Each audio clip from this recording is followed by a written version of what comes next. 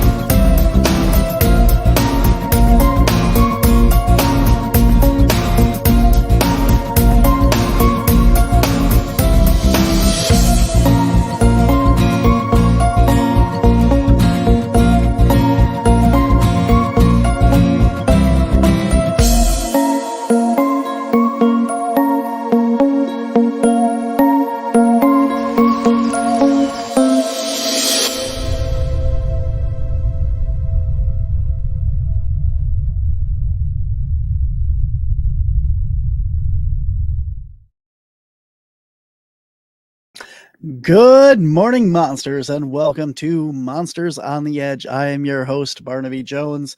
Today's show is pre-recorded. Today's show is actually part 2 of a very long interview that I just did with Tyler Bounds. So today's episode is going to be part 2 of that. It's amazing stuff coming up here behind the scenes from Finding Bigfoot and much, much more. Before we get to that, check out what Caps has been working on. Sasquatch, Bigfoot, Yowie, Grassman, Skunk Ape, Yahoo, Wild Man, Hairy Man. No matter what you call it, stories of large, upright ape creatures have been reported throughout recorded and oral histories around the world. Here in the United States, though, when you think of these creatures, you probably think of the Pacific Northwest, Washington, Oregon, Northern California, and you would be right. But did you know that Bigfoot has been reported in every state except Hawaii? It's true. Don't worry, we'll be covering all sorts of hairy, scaly, and feathered creatures on this show. But this season, we're going to start out with the ones that are right here in our team's backyard. We're going to focus on Bigfoot in Wisconsin. We're going to travel from the bottom of the state, where a woman had a gourd thrown at her from her own garden, and north to a man who saw one cross the road in front of his vehicle. Making our way even further up to a series of howls reported in the night and a trail of frozen footprints in the snow. Hunters, barkeeps, farmers, and auto mechanics all had run-ins with the big guy. So come along and follow the evidence on the trail of the undiscovered beasts.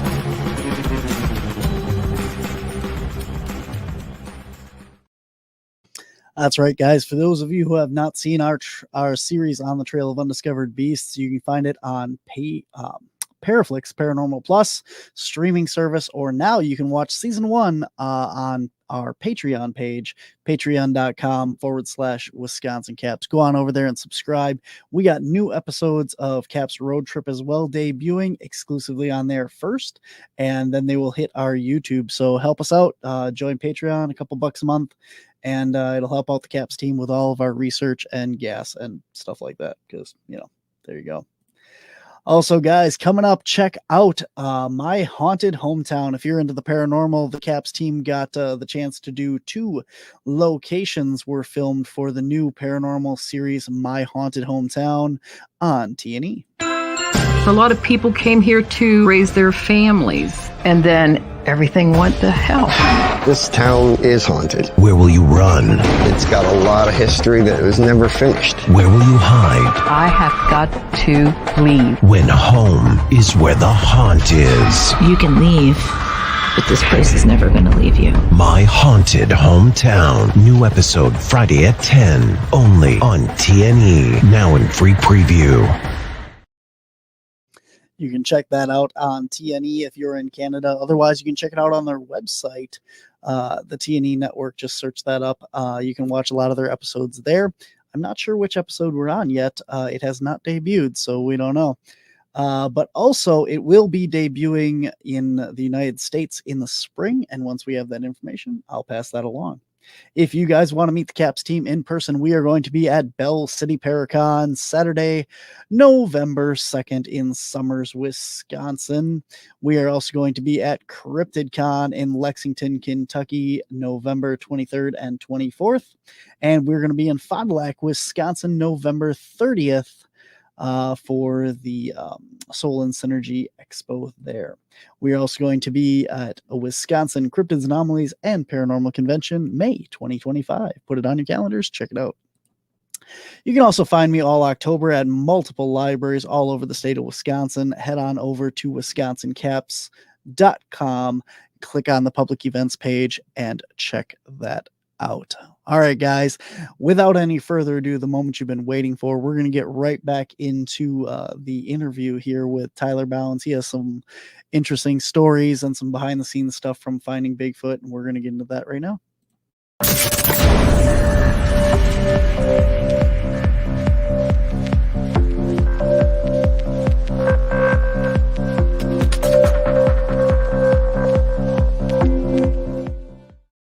Awesome.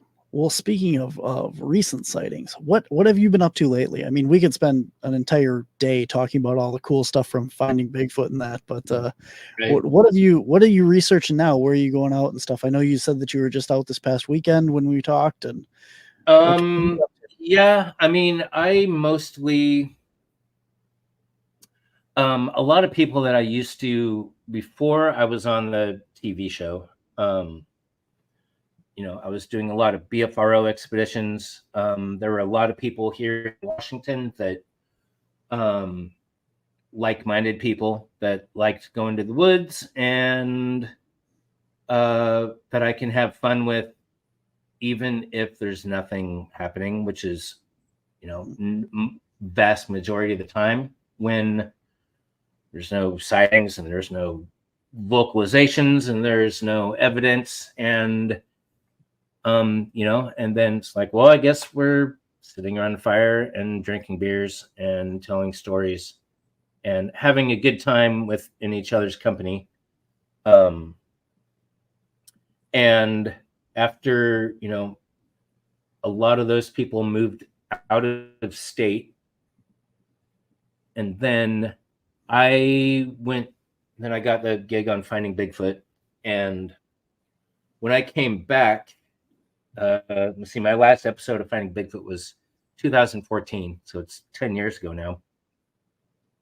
Well, I did another one. I did the 100th episode down in Bluff Creek, but I wasn't really paid crew member for that one. Just kind of a reminiscing look back, whatever interview.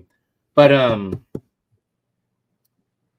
when I got done with the show, honestly, the last thing I wanted to do was ever go into the woods and look for a Bigfoot ever again. I was done with it. I mean,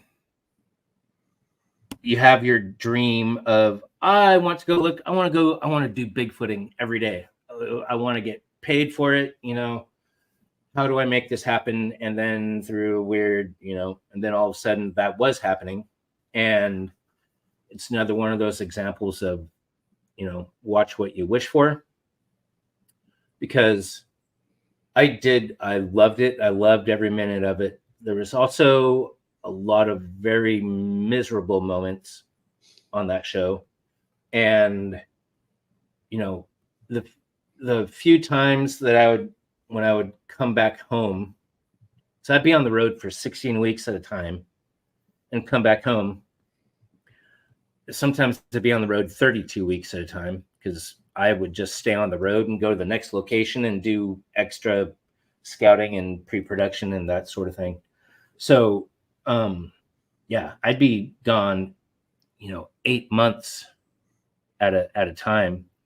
And when I would come home, and of course people hit me up like, dude, you want to go look for Bigfoot? Let's go squatching, dude. Let's go Bigfooting. I'm like, hell no. I want to sit on my deck. I want to pet my dog.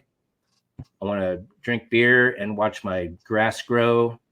I want to go see my nieces, because now all of a sudden my niece is like walking and talking. When I left, she was a baby, and now she's a person. Like, when did that happen?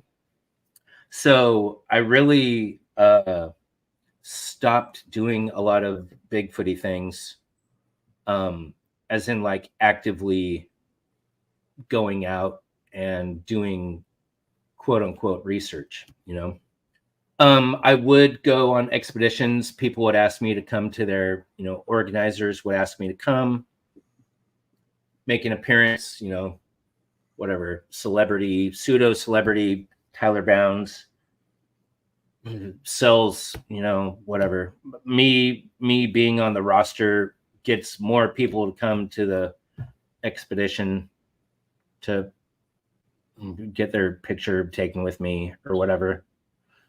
It all gets kind of ridiculous. And so I just kind of dropped out and, was doing my own thing and getting back to the essence of what got me into the woods in the first place, which is, I'm an avid hiker, backpacker, love going out and, put me in the woods, put me on a trail for 7 days, 5, 7, 10 days. And I'm, that's my element. That's my happy place. It's my, my natural environment.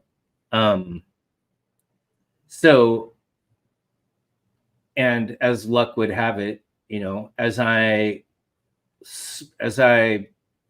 minimalized all the stuff I would take into the woods, no more carloads of camera batteries and solar panels and 10 gallons of water. I mean, everything to go. I mean, I used to have a huge loadout, folding picnic tables and tarps and pop-up shelter, all the things, half a dozen folding chairs and camp chairs and, just getting back to the basics. Like, I'm going to go in the woods with a tarp and a little bivvy and my little alcohol stove and my 10-pound backpack and no more batteries and cords and trail cameras and audio recorders and all the batteries and cables. And is this the right cable? Is this the right, I got so tired of all that, that I like, no, I'm going to go backpacking. I'm not even going to take a camera with me. I'm not taking a video, just back to basics. And it's funny how, as I'm doing that, going out to not do anything Bigfooty at all, and I would find a footprint on a riverbank, way the heck out in the middle of nowhere. Because I'm not going to the popular trails. I want to go get away from people and away from, when I'm on the road all that time and in hotels and have to deal with people all the time. And just like, I want solitude. I want to go where there's no people. No one's going to see me. No one's going to ask me for anything. I'm not going to be on a schedule. I'm not going to have an earpiece in my ear and walkie-talkies and people asking where I am and how long till I get back. And, so then, going out or go snowshoeing somewhere and out way the heck out middle of nowhere.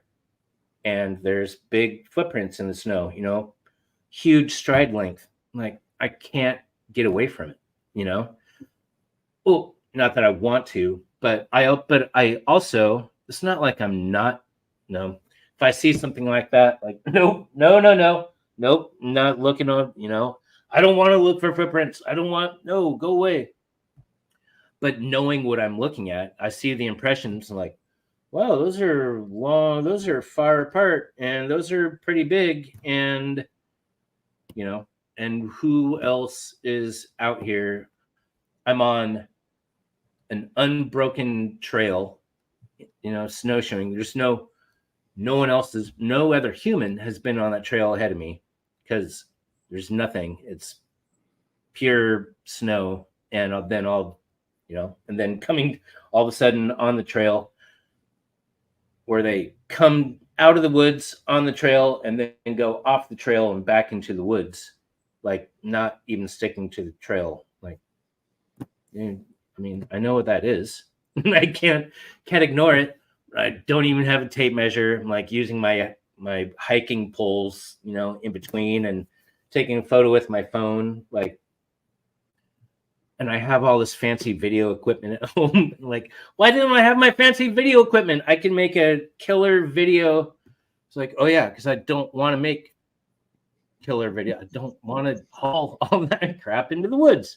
So, so really my research is, I just go to the woods. I just go, I just spent 3.5 days, 35 trail miles, hiking north of Mount St. Helens, way out in, once again, the middle of nowhere, because I try to go to places where there's not a ton of people, and it was just Labor Day weekend, so I knew a ton of people are going to be out. Like, pick the remote trail that doesn't have a big waterfall and majestic vistas, but that I know there's a meadow up there, and and might be some elk, and where there's elk there might be a Bigfoot, and and plus to be honest, my impetus for this last trip was to pick huckleberries and look for mushrooms, because I'm also really into mushrooms and foraging. And so I ate my weight in huckleberries the entire weekend, and and came home with several pounds of chicken of the woods, like 20 pounds, 30 pounds of mushrooms. And that was my main thing. But really the end game, being honest with myself, every time I go to the woods, it's because I might see a Bigfoot, So I oftentimes take the long way to get somewhere because it's the scenic route, but also getting off the interstate, getting off the big roads, and I'm gonna go that back road that there was a report from 1996 over there, and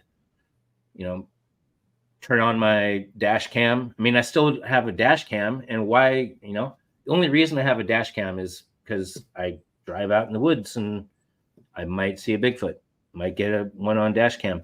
And if not, I've got bear, I've got elk, I've got whatever else, other critters, bobcat, so it's always cool having that footage.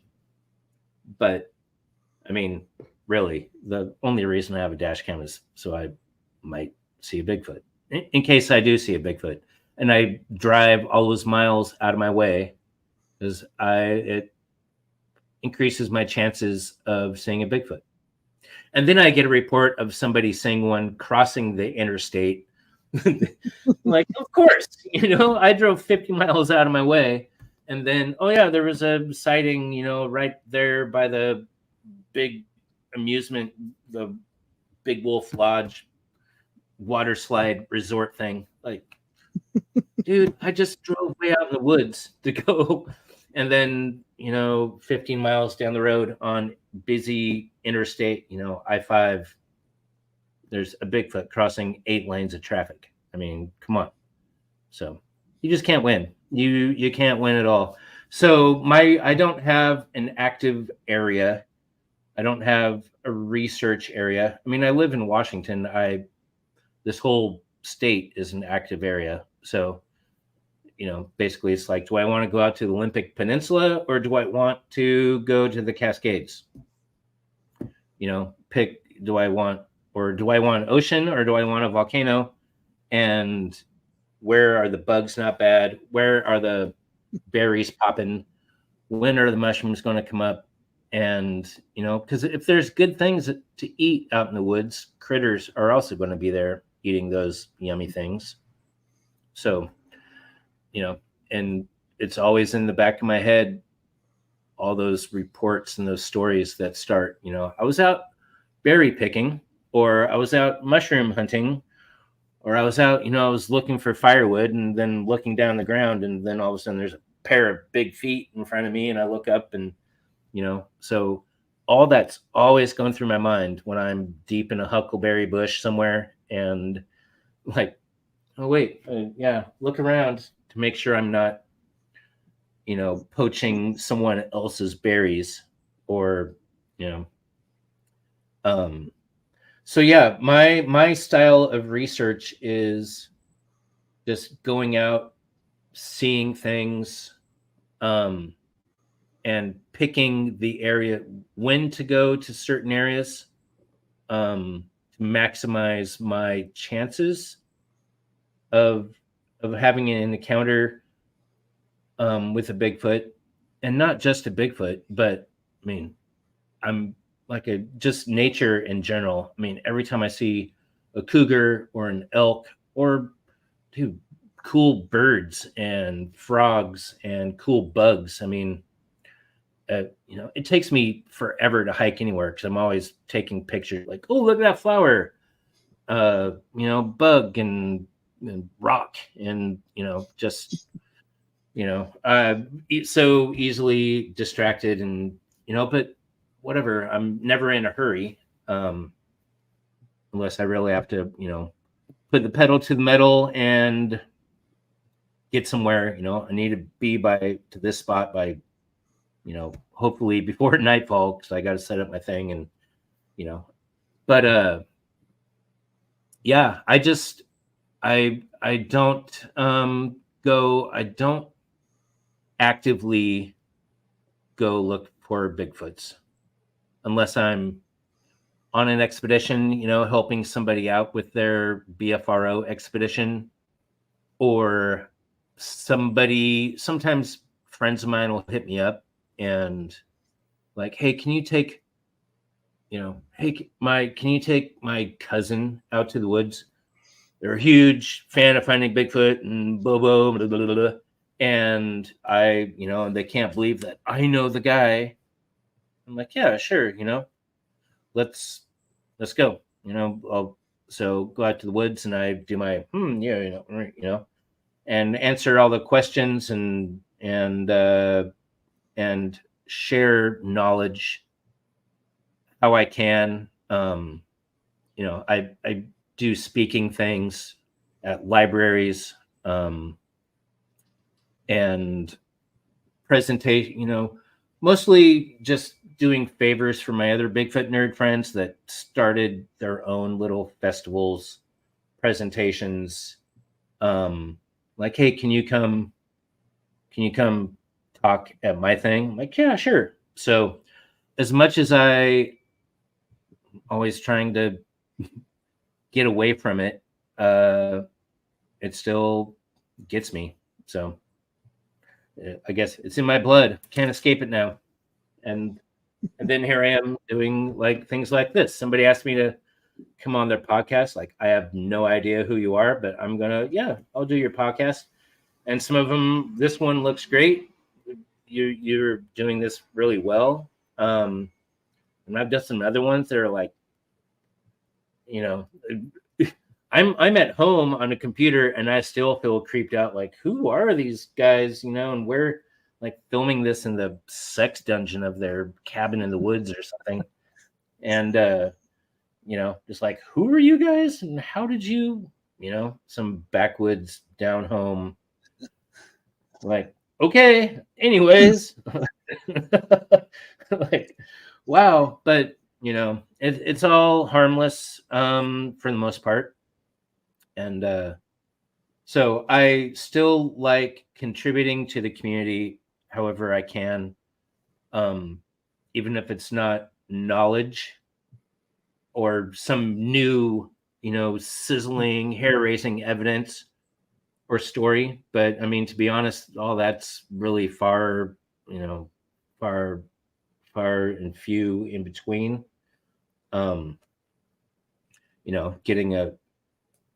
Footprints are pretty cool, but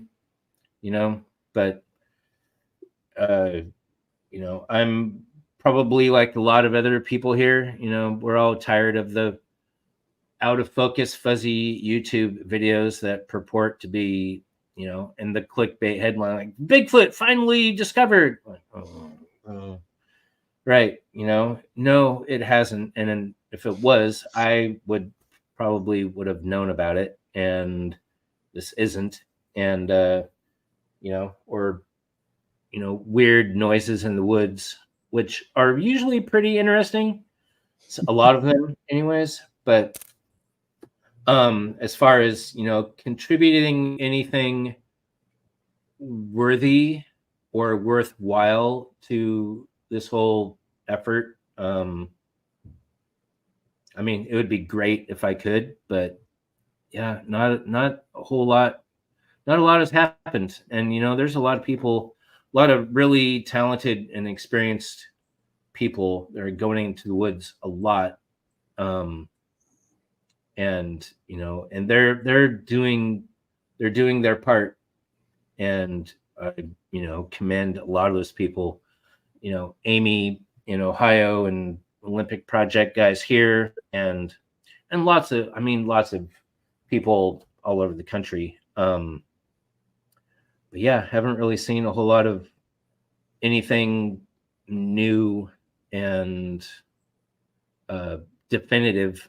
Every time there's a newspaper headline, like, wait, what? And and then I click on it, like, it's a guy in a costume. It's that the Durango Railroad thing. What? 2 mile, dude? I filmed an episode in Durango, and I was on that train, and that train isn't out in the middle of nowhere. It, like, parallels the highway for like 12 miles or something. It's not like, just kind of watching media go nuts with all that stuff. So I kind of keep my ear to the ground, and I talk to Cliff once a week, once every 2 weeks or so. If anything really interesting or newsworthy happens, he usually lets me know pretty quickly. Between he and Matt Pruitt. Do you know Matt? Have you met? I do, yeah. Or know of Matt Pruitt? I've met him, and he's been on the show. So yep. Oh, nice. Yeah, Matt is one of those guys. When I was talking about like-minded person, where we would go to the woods, and when he moved from Seattle he moved to Oklahoma, then back to Georgia, then Tennessee, and I probably spent more hours in the woods with Pruitt than anyone. I mean, that dude and I, for several years, like every weekend, weekdays didn't matter. Let's just go to the woods. Let's go. Let's load up and drive hundreds of miles of logging roads and just doing it. Yeah, when he moved out of Washington, that was like, you know, like losing my soulmate, man. You know, who am I going to go to the woods with now? But yeah, he's still one of my besties, and Cliff, and so I leave the hardcore research to someone else that wants to dump lots of time and effort and money into doing this, because I've already bought Zoom recorders and night vision and FLIRs and all that stuff, and and have given it all away or sold it or just passed it on, because I just don't let someone else's turn, man. I did all that, and and I compressed, really a lifetime of Bigfootery into like 5 years when I was working on that TV show. And like I said, like, I wish I could go look for Bigfoot every day, and then when I was like, this is amazing, and then eventually it's just another job, and always looking for Bigfoot, but also it was a job, and I'm making a TV show, and TV show is really the most important. Like, yeah, but we got to look for Bigfoot, but we also have to make a TV show that is watchable. Otherwise, people aren't going to watch it. And then I don't have a job anymore. And the show's done. So, yeah. So it was weird it's weird being a Bigfoot guy working in the television industry. And by the end of it, I was a TV guy who happened to be a Bigfooter, and, being associate producer and fixers, and, all the different hats I wore in the production of that TV show for almost 5 years, was really informative and instructive and educational, and and really helped me, like my Pacific North Weird thing that I do, and other video and photography gigs I've got, on the side over the years that I still do to this day, make videos for people and friends and bands and whatever. So what's the question again? I'm just going off. And this happens a lot when I do podcasts. Like, how am I going to talk for an hour? And then the person says, dude, wrap it up because you've been talking for 2 hours now. Like, what? Well, now you have to come back for a part 2. And, that happened last time when I did Brian King. What's his name? Brian King Sharp did his thing. And that's all the time we have, dude. So can we film another episode tomorrow night? Like, yeah, I guess. Wow, I'm sorry I talked for 2 hours. Like, no, this is great. And which, like he was saying, like, instead of somebody struggling to find something to talk about, he was like, you just keep talking. You just go. You just talk and let it all come out. And so I'm always surprised at how much I talk and how much usable content I give people. So Absolutely. Nice. I think that goes to the whole that's my research, my style of research. Basically, I just go to the woods and let things happen. Very good. Yeah, I was gonna say, obviously you've interviewed a ton of witnesses and stuff, and you know that when you ask a question to a witness, it's best just to let them talk and save your questions and everything till the end. And I use that a lot on the podcast where I give you a question, and as Yep. whatever you want to talk about, you go right ahead, and we'll go on from there. So it works very well for running Right. podcasts and interviewing witnesses, because in the end of the day, it's about the same thing. So no, I think it's amazing. Like I said, even you said, Yeah. we could talk forever, because like I heard you on Bigfoot and Beyond with Cliff and Bobo and stuff, and talk about all the stories that you've had from the show and working on that. And there's so much stuff we could go into. And like you said, we just don't have time. And when, an hour-long episode, or we're already at almost an hour and a half here on this one. So, but I want to give you an Are opportunity. we? Oh my gosh, we are. Yeah. Just Yep. spills out. And yeah, and we barely even talked about Finding Bigfoot at all, Absolutely. or any of that stuff, or even like experiences I've had, encounters. I mean, which is, a lot of podcasts that I've listened to, and I don't listen to a ton of them because it gets kind of repetitive, but it's like, come on my thing, talk about your road crossing sighting, and now, okay, well, that took 7 minutes. Now what are we going to talk, and just talking to some Yahoo, like, well, so what do you think it was, and what do you think, and what is, it's like, dude, it's just somebody that had a sighting. They barely, talking to witnesses, they don't know what they saw. They can barely process it. They're scared. They want to be believed. They don't want to be ridiculed, and you can always tell those people that are legit, instead of the person that comes at you like, here's what I saw, here's what it was, and what I think is, like,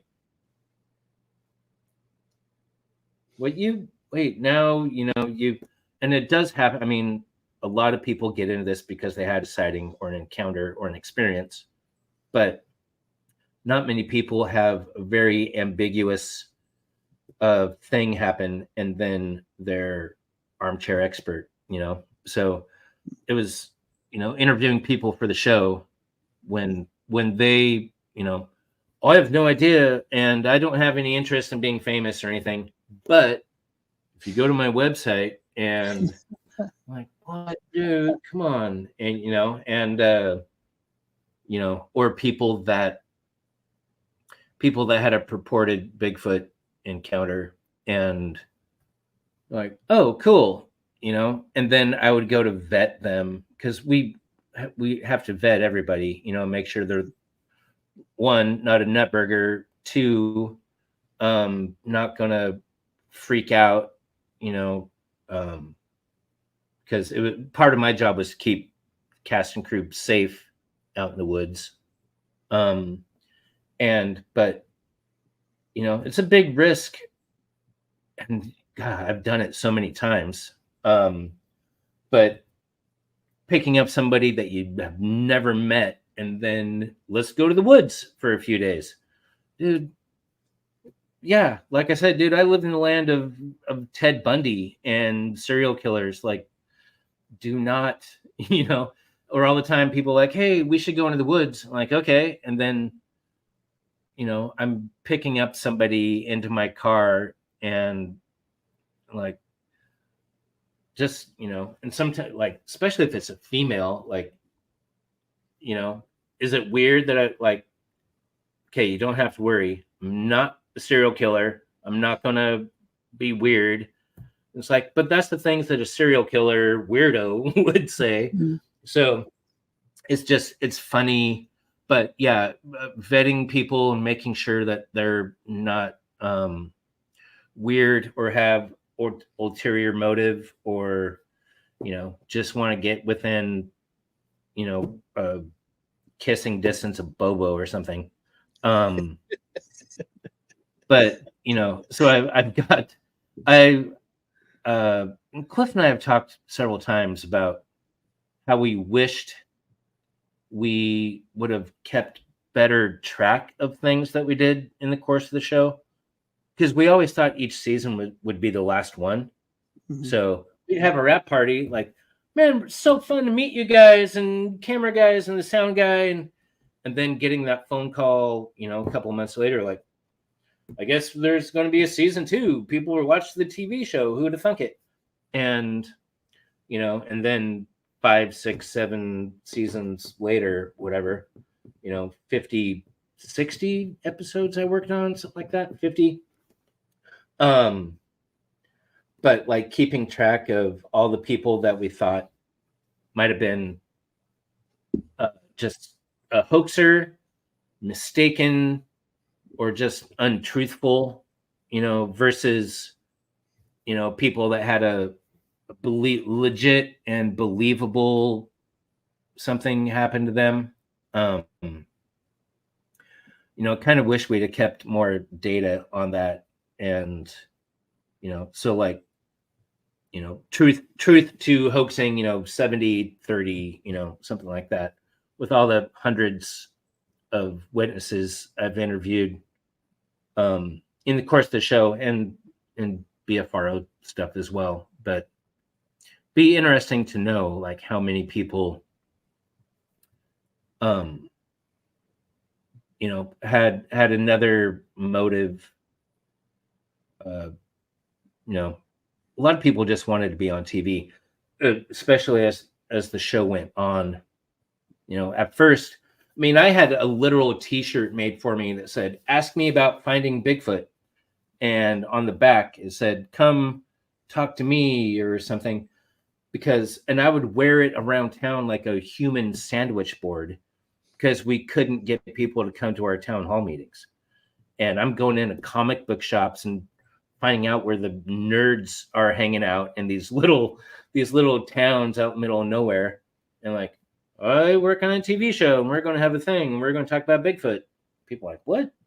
And like 5 or 6 people would show up, and we would have their families come with them and sit in the chairs, and people standing outside, and random people just to come fill it up so it looked like there was more than 5 or 6 people in that big space.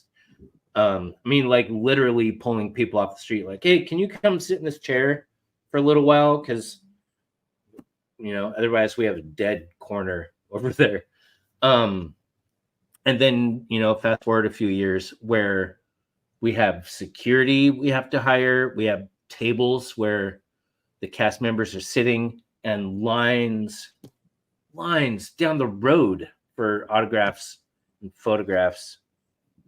And saying that, from my sandwich board sweatshirt and flyers, and going to the local radio show that reaches 100 people, like, come to our town hall meeting at the whatever, the church or the Elks Club or whatever, Masonic, whatever, any whatever venue we could talk into letting us come do our silly little thing.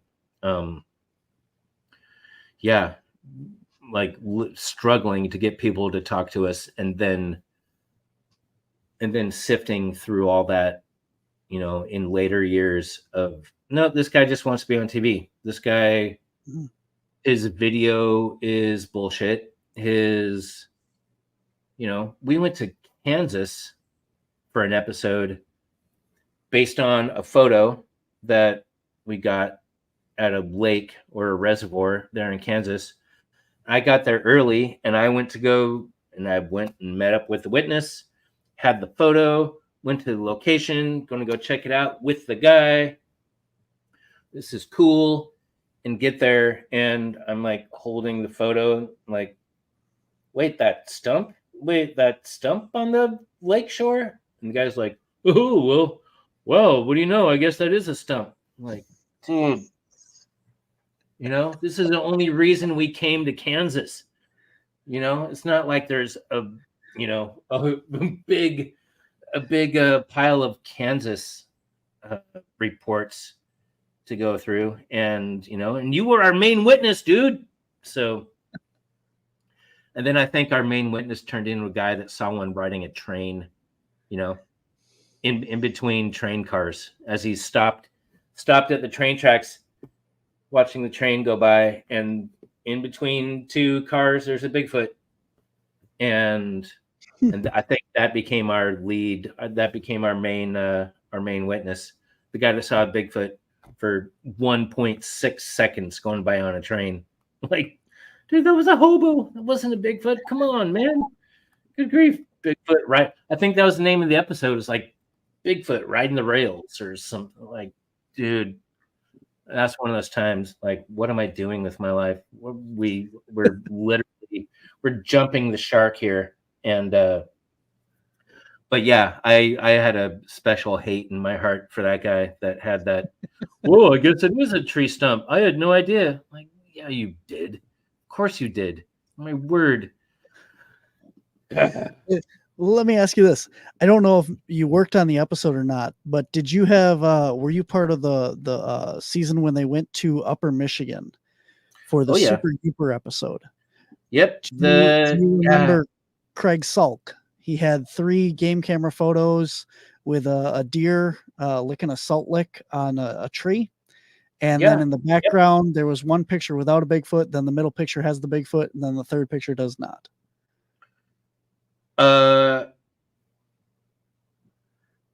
Wait, are we? That's not Upper the Michigan. Craig Salt. That name sounds. Up on the UP. This all I can picture are like the Jacobs photos. Oh shit! Yeah. Oh my gosh. Nice. So we've done a lot of research up on this property. We actually have this book out all just about the property, written by Craig Salk and myself. Craig's actually passed away now, but we've done this book is 10 years of research on that property, and I would honestly love to hear if you remember anything from the night coming out there and investigating and stuff, because I think that, you know, my listeners and stuff that know about the book and Craig and Barb Salk would be interested in that as well. God, you know, I don't remember. And it's hard. I wish people often ask me like, hey, you should write a book. And, you know, for part of my contract said that I could not write a book or do anything like that for 10 years after my last episode, which is now which is now this year. And I have written some things down, and I've kept some of the notes from the time. But even Cliff and I will be saying something, and I'll like, oh yeah, like in New Jersey when we like, wow, I totally forgot about that. Dude, you need to write a book, write all this stuff down before we forget about all of it. And I'm like, dude, nobody wants to read a book about a TV show from 10 years ago. But then I talk to people and they're like, dude, I would totally read a book from, but so much that stuff runs together too. And it's hard to remember. And like, was that Michigan or was that Minnesota? Where were we? I loved, that was my first time ever to Upper Peninsula, and that place was amazing. That place was so cool. I do remember most of my memory from Upper Peninsula was I was out with Renee for that episode, because my job on the TV show was go to the woods. How much time do we have? Are we on a countdown? Go ahead. Okay.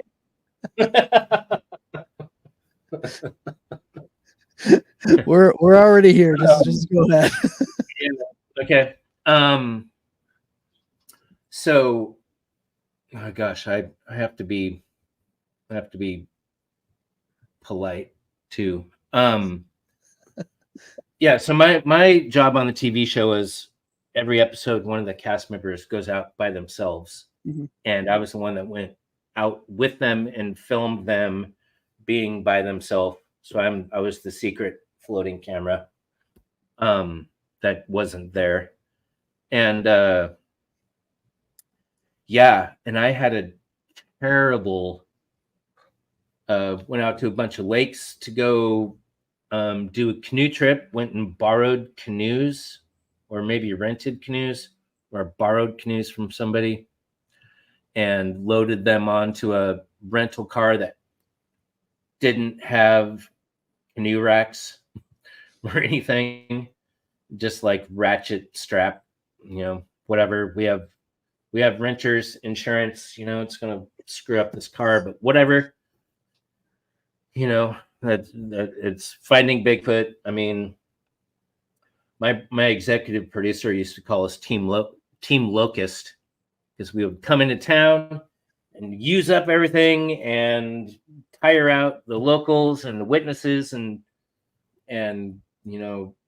destroy the catering company and the hotel and drink all their moonshine and then leave and and then move to the next little town and do it all over again.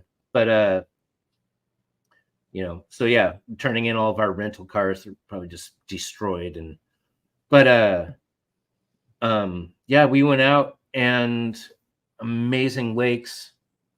Gosh, there was otters and bears, eagles, and it's just beautiful. Turtles, beautiful weather. But we portaged in, and then all of a sudden Renee said that she had forgot something. She forgot that she has to go film a commercial for Wendy's or something that she forgot to tell me about. And like, okay, well, no one told me about that. Like, well, yeah, well, it's secret and whatever, above my pay scale. Whatever, gotta hate you. Oh yeah, gotta be polite. But so she left, and like halfway through day one, when in reality she just didn't want to portage anymore. She was tired of it. She was tired of carrying all stuff, even though our longest portage is like a quarter mile. But whatever. So I spent 3 days by myself, beautiful weather, in a canoe, paddling around out in the woods, taking photos and getting B-roll and doing whatever. And the last day, like, Renee shows up out of nowhere and like, hey, sorry, that took forever, blah, blah, blah, blah, blah. Anyways, let's film all the stuff. I'm like, I already have it all figured out because I've been out here for 2.5 days without you. And I already know we're going to go over here. We're going to talk about that. We're going to go talk about this. I found this thing. We're going to do this beat about that. We're going to do whatever, And so cool. So we paddle around. I film her talking about things that she has no clue what she's talking about, which happened a lot. And then, okay, now we're going to wait for it to get dark. And so we can do our night scenes. And you're going to go bash on a tree. And you're going to do a whoop. And we're going to hang out. And we're going to listen like we always do. And then we have to wrap. And then we got to go because we got to be back. I mean, it was so frustrating for me. And I was so mad at her. And then when we were loading, and then it was also the birthday party of one of our camera guys. And his signature, his famous thing is high fives. He's the cheerleader of the entire crew. Always positive, always giving people high fives, and whatever little town. And he loves bowling. And got into town, and I found this bowling alley called High Fives right there on the lake. Like, this is amazing. And it's his birthday. So big birthday bash for Adam. And I can't wait to get there and have a beer and not be mad at Renee anymore. And just, I mean, I'm not much of a bowler, but I'm ready to throw some balls and celebrate. And it's always nice coming out of the woods after 3 days to, pizza and a beer and whatever. So load all the stuff back out, and Renee parked in the wrong spot. So it was even a longer portage to where she parked. And, but anyways, I'm over it. I'm done. I'm so angry at Renee that I'm like, I don't even care. Just get the stuff in the car. Let's go home. And as I'm throwing canoes on top of the car and with no roof racks, and she's trying to be helpful, and I'm like pushing the canoes over, and then she's like, let me help you, buddy. And she jumped up and pushed the canoes while my hand was in there, because I already have it all under control. And she broke 2 of my fingers, crushed them. And I was so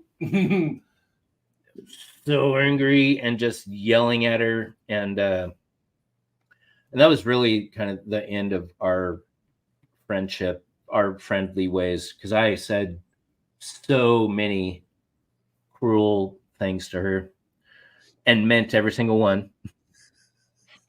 But I would, and I went and dropped her off, and I'm like, I don't even care. Dropped off the canoes, whatever. Go bowling. My fingers are broken, so I can't put my hand in a bowling ball, and I can't hold a beer properly, and I'm so angry, And then I find out that, talking to everyone, like, yeah, well, Renee was filming the commercial, and they're like, what commercial? Like, she left halfway through day 1 and didn't come back until, an hour before sunset on the very last day, because she's filming that commercial. They're like, we weren't filming any commercial. What are you talking about? It's like, and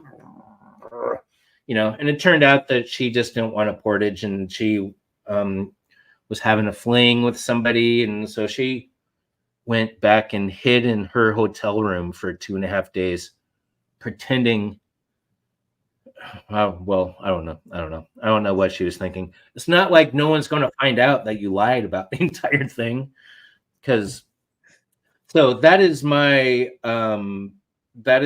my Upper Peninsula memory that's burned into my brain, is how much hatred I had for Renee Holland the entire time I was on the Upper Peninsula.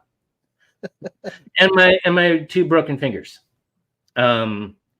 And Pictured Rocks Lakeshore was amazing and beautiful, but I remember that photo, and I remember that name, and I went on every night investigation, so I must have been there, but I don't remember it. I would have to go back and look at my notes and see who was Craig. Do you know? Did we deal with him directly? Mm-hmm. Was he? Yeah, he went out on the expedition with you. Yeah. Oh, okay. Let me see if I can find a picture of him from the thing. Yeah, if there's a photo, there's a lot of times that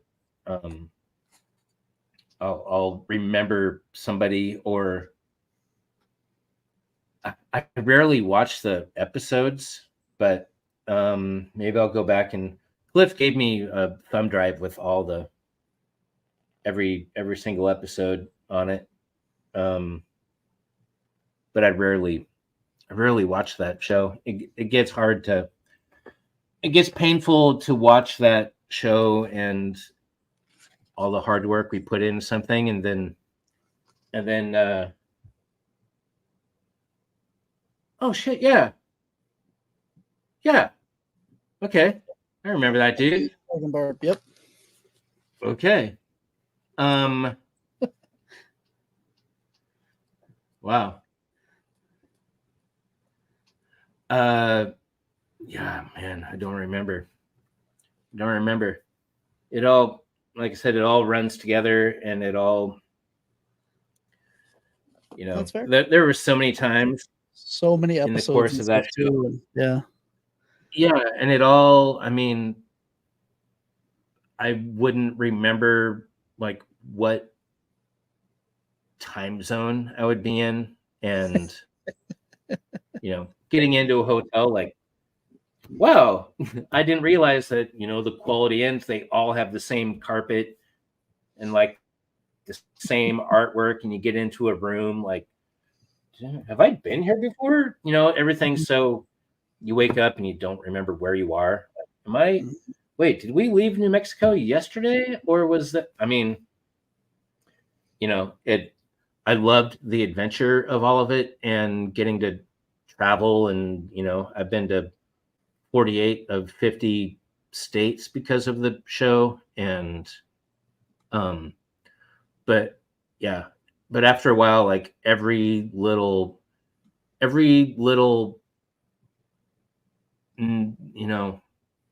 small town out in the woods all kind of run together, and we spent so much time like in parks and recreation areas, and from the nature of the show, like out in the middle of nowhere, and they all just kind of like the northern forests all look the same, and western forests, and once you've seen a bayou, swamp, dead Arkansas, Missouri, whatever topography, it's like, dude, it all looks the same, especially depending on the time of year, because like we would a lot of times be in the south or east coast, and fall, winter time, because it's warmer down there, and there's no leaves and everything's dead and just the same color, and like just monochrome. Like, is there anything here? Greenery. I'd be flying into Washington after being on the road and seeing everything flat and no color, and people calling a bump on their horizon a mountain, and I'm like, oh, dude, oh, that's cute. You call it mountain? Oh my gosh, we have trees taller than that mountain where I come from, but flying into Seattle and looking out the window and seeing all the evergreens and all the greenery and the mountains and the volcanoes and the ocean, I would literally cry. Like, color. Oh my god, dude, there's color. I'm flying out of Little Rock, Arkansas, and flying into where I just want to tear my eyeballs out, or Kansas, where there's nothing and it's freezing cold, and then getting home like, yeah, dude, green, color,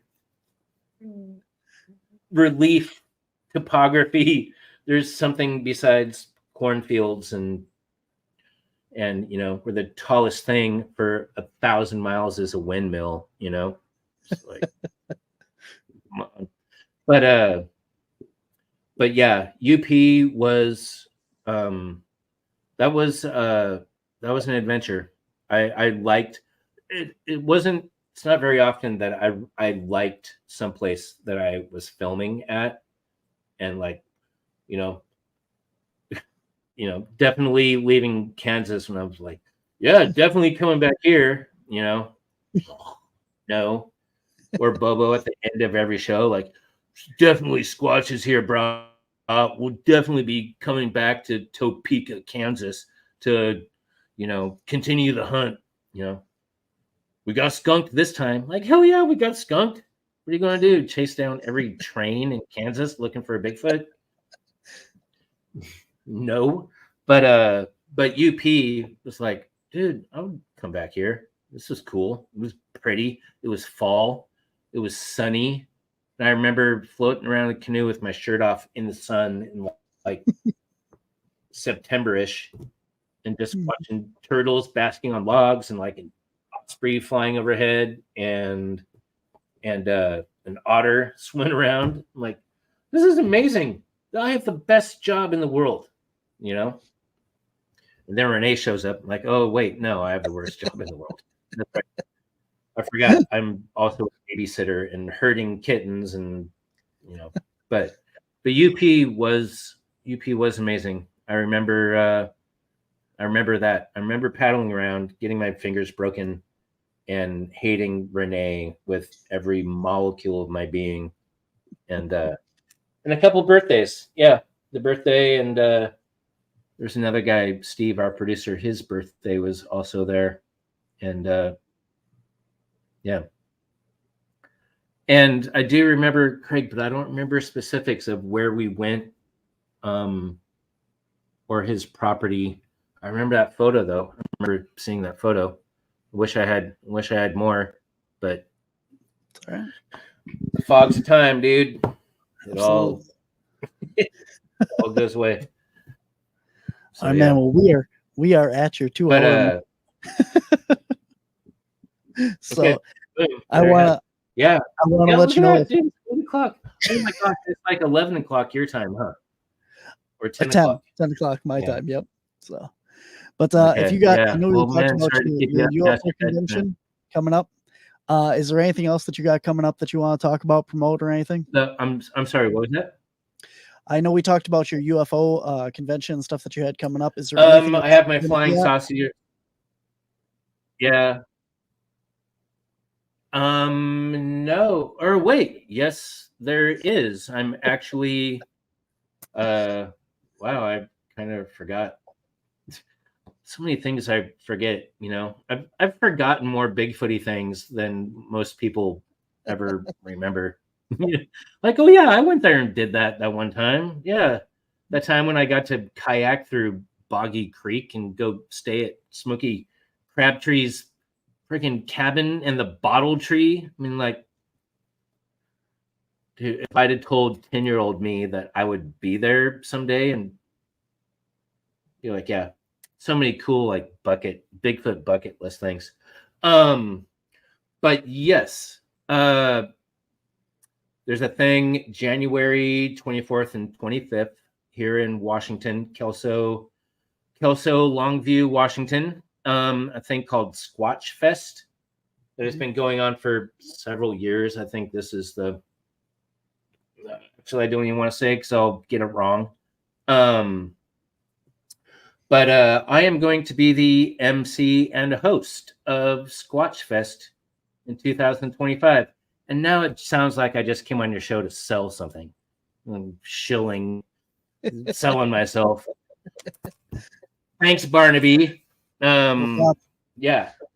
No problem. So you heard it here first, folks. This is where I'm breaking the news. Because I don't have any flyers or visuals or anything like that. But yeah, I literally had a dream the other night or a couple weeks ago. I had a dream. There's a guy, Ryan Golombeski, who used to work on Finding Bigfoot. He was a PA. Started as a PA, and I love RPG. I love him to death.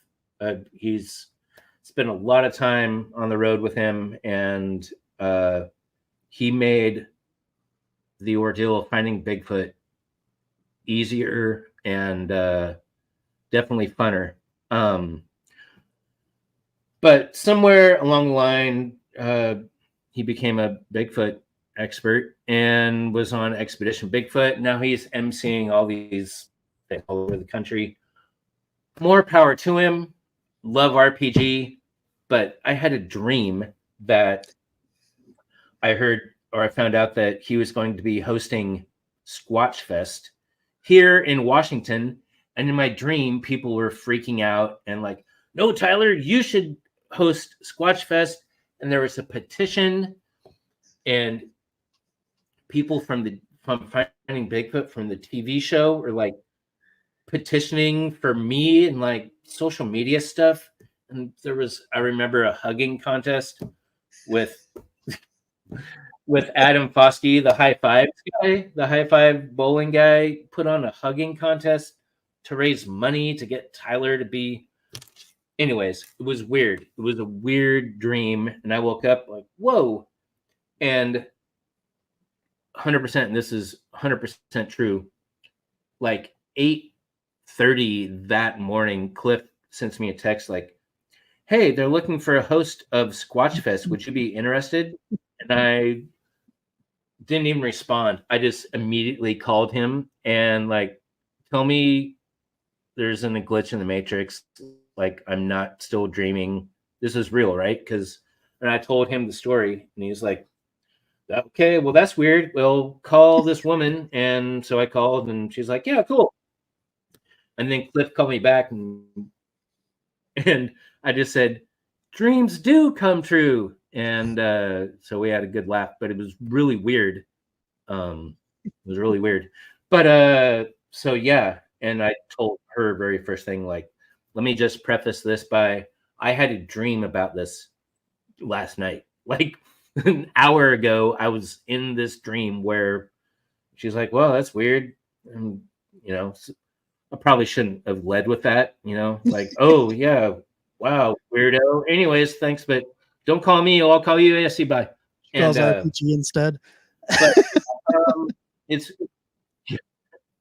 but it's going to be cool. I don't know. Pruitt's going to be there. Cliff's going to be there. Pruitt spoke at it last year. Cliff speaks every year. The organizer, is really pushing for more female representation. So Amy Bew from Ohio is going to be there. And I'm not sure who else yet, because actually, maybe I shouldn't have even said Amy's name, but I have no idea. I don't know who's going to be there. Maybe I should stop. But anyways, speakers, vendors, it's cool. And actually, one of the questions that the new promoter, it's her first year doing this, and she was asking me like, what, as a longtime attendee, what would you like to see happen, that hasn't happened in the past? So it's cool that I got to brainstorm some things, and like there should be a casting demonstration, get Cliff or somebody do a casting demonstration, do one for the kids, and cast your own thing, and you get to take a cast of your own footprint home, and do like a technology demonstration, audio recorders and FLIRs and night vision and drones and all the wacky technology we have these days. Which I just totally sound like a super old person there. Back in my day, when we just had recorders, camcorders and micro cassette players. Oh my God, Tyler. So yeah, January 23rd, January 24th and 25th, last weekend in January. I'm just going to say that instead of saying all these incorrect things. Last weekend in January, Kelso, Washington. If anyone in the Pacific Northwest, go, and I'll be there hosting, emceeing. Come say hi to me, and everyone else. It'll be fun. It'll be great. Awesome. Sounds good. And yeah, and that's my official announcement. The cat is out of in 2 weeks, I guess, right? 2 weeks. Yep. September 23rd. So maybe I'll get the real information about that, and maybe you can dub something in. There you go. Actually, I think that she said that she wanted to have an announcement by the end of this month. So if I do get a visual or anything or any update, I'll send you, and you can put in from some editing magic, make me say the correct things, right? And then Amy Bew, and then Sandy Dawson, and yeah. So sounds good. Cool. Yeah, and there you have it. Alrighty. Well, thank you so much for this opportunity and coming on to your show. I have watched a couple of your things since since you asked me to do this, and they're really well done. Congratulations. Nice work on that. You're doing a good thing, and you're all over the place, dude. You're all over. We're monsters. This is the monsters one. I'm on the monsters. Yep. Cool, because you have all sorts of. You have ghosts and goblins and fairies and UFOs and Do it all. Yep. all the other things. So good job. Well, I didn't even see. There's a timer up in the corner. 2 hours and shut up. Anyways, thank you for the opportunity. Thanks for letting me ramble, and I hope you get some usable stuff out of this, and I hope listeners maybe got some entertainment, some information, some education. And if you ever need to fill up another 2 hours of your life, hit me up. We can talk about finding Bigfoot. Awesome. I appreciate it. Or not.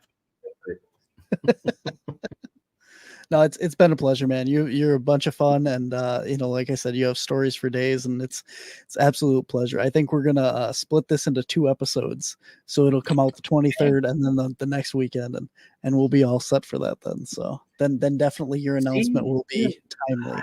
Work perfect. Dude, it happens all the time. I go to, like I said, people come on that can't fill up an hour or even half an hour, and I'm afraid I can't do it.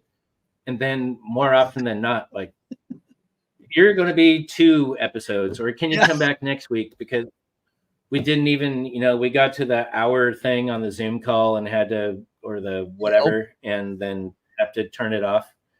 So can you come back and can you actually talk about what I meant for you to talk about? What are you supposed to talk about? Yeah, I go off and I go off. So thanks for humoring me and letting me humor all of you, and for the opportunity and the walk down memory lane. It's a pretty short lane because then it just gets into the foggy, I have no idea what I'm talking about. Dimly lit back alley of wherever I am. So cool. Barnaby, it was a pleasure to make your acquaintance, and thanks for the invite, and maybe we'll run into each other out there in the real world someday. Sounds good, man. I look forward to it. Thank you so much for coming on. I really appreciate it, and we'll definitely have to have you back again to talk more about not finding Bigfoot.